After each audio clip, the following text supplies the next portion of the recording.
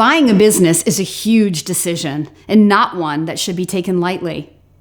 Stick around to learn about one of the most amazing advantages of exploring a franchise business, what we call the validation process.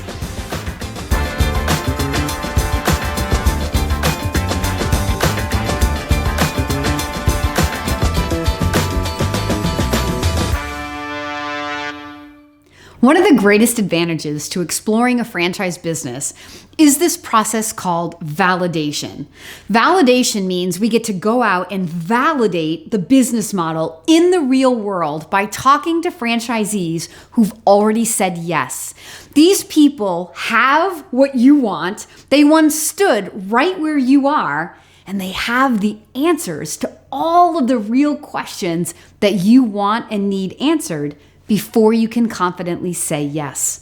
This is one of the greatest advantages to exploring a franchise business compared to going out and buying a private business for sale, or worse yet, being an entrepreneur, having to make the whole business model up. In validation, we want to talk to, on average, 4 to 8 franchise owners. I typically coach my candidates to get to the top performing people first. So while the Federal Trade Commission, who regulates franchising, says that a franchisor is not allowed to steer your validation, I'm going to tell you that if you want this process to work to your benefit, you absolutely need to steer your validation, at least in the beginning. And here's why. Imagine if you pull from the back of the FDD where there's a complete list of name, addresses, and phone numbers of all of the franchise owners, and you just randomly select 3 names. Imagine if the first 2 people that you speak to tell you things that disappoint you, tell you things that you didn't expect to hear. Do you think that you're going to pick up the phone and make the 3rd phone call? Now, you may say yes to that just to be spiteful to me, but I'm telling you, statistically, you're not picking up the phone and making the 3rd phone call, right? Because listen, when you start hearing other people's real world stories, this becomes real. These testimonials become very emotional and they impact your thoughts about the business. I know everybody wants to make exploring a franchise purely logical, but this is where it becomes emotional because you're hearing the real world stories. People who are not trying to sell you anything tell you about their experience.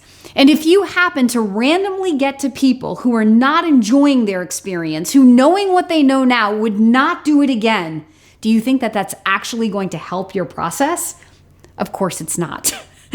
So when I say steer your own validation, what I'm saying is get to the winners in the group first, the people who have what you want, the top performing franchise owners. Set your mind clearly around what are they doing? How do they think about the business? Knowing what they know, would they do it again?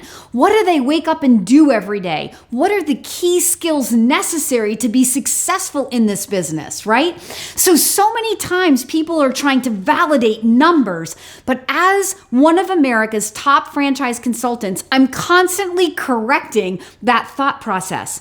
I don't care what anybody else, even a top performing franchisee, is producing in terms of numbers. It's not important to you because it has no bearing on what you are going to produce. But what does have a bearing is if these people are happy, knowing what they know now, would they do it again? Do they feel well supported? Do they feel well trained? Are they inspired by the vision of this company? It's validating the culture. It's validating the leadership. It's validating the toolbox. Remember, when you invest in a franchise, ultimately what you're buying is a partnership. You're buying into a culture of people. You're buying into a vision. There's a vision by the leadership team, right? You're not buying the franchise for where it came from. You're buying the franchise for where it's going. So what is that vision? Can you buy into it? Do you believe that these people have what it takes to take the brand from where it is today to where they say they want to go? And do you want to raise your hand and say, I want to be a part of that process in taking this brand from here to there?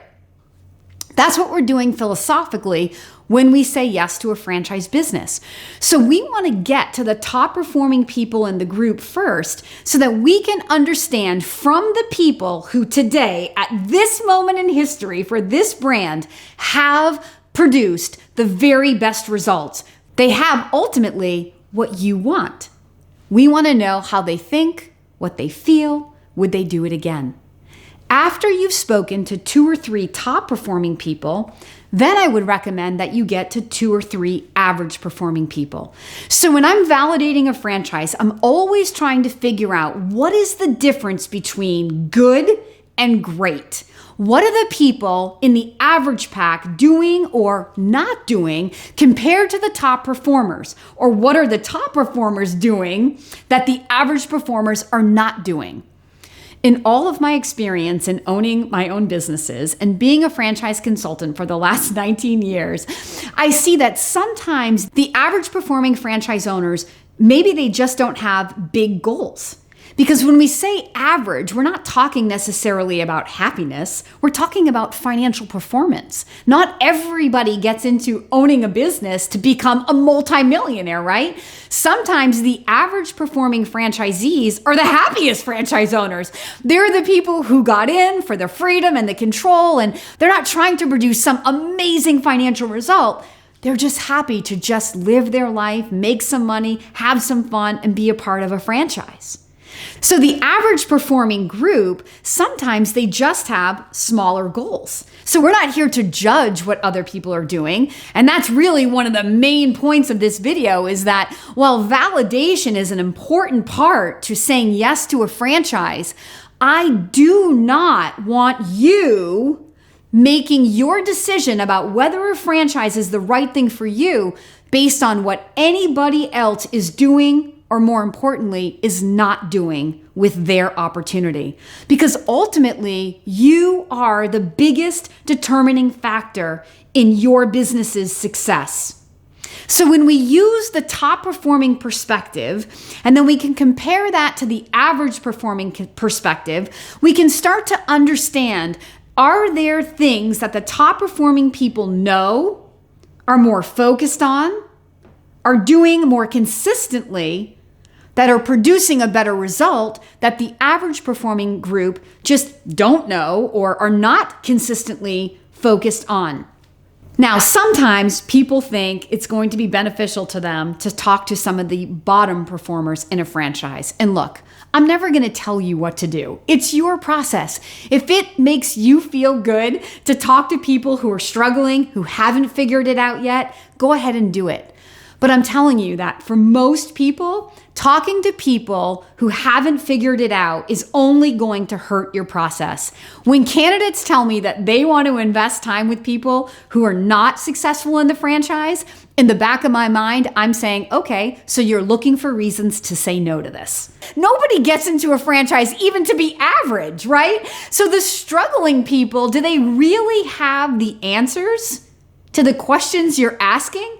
So I've been a franchise consultant for 19 years. I was an average performing consultant for 8 years. And then I did one thing, and 1 year later, I had built the largest franchise consulting business in the history of franchise consulting. So I was average, and then I was way above average. I've been in both groups. Same me, same girl. I know what I was doing then, or more importantly, what I was not doing, and what I do now. And once I had this learning curve, it changed how I coached on validation. Because once I became a top performer, I knew with clarity exactly what I was doing when I came to work. I was focused on the things that drove the greatest result. When I was an average performing consultant, I was only inconsistently focused on those things and not even all of those things. So as a top performer in my business, I know with clarity exactly what drives top performance. I've been able to replicate that performance for the last 11 years. So there's a science to what I do. That if you were looking to do what I do, I could share that science with you that then you could replicate.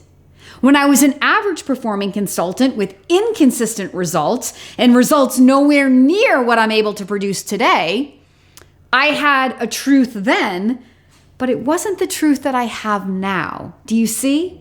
So by getting to the top performing people, they might have this science and they know with clarity what they're doing every day that's driving the greatest result in their business. But here's the other thing I know. I know with clarity why people in my business will not be successful. So when you talk to people that are struggling in their franchise business, there's going to be a lot of emotion, right? Because nobody said yes to struggle.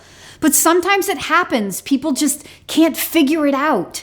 And so when they validate to you their struggles, it's going to validate to your insecurities that this could be you.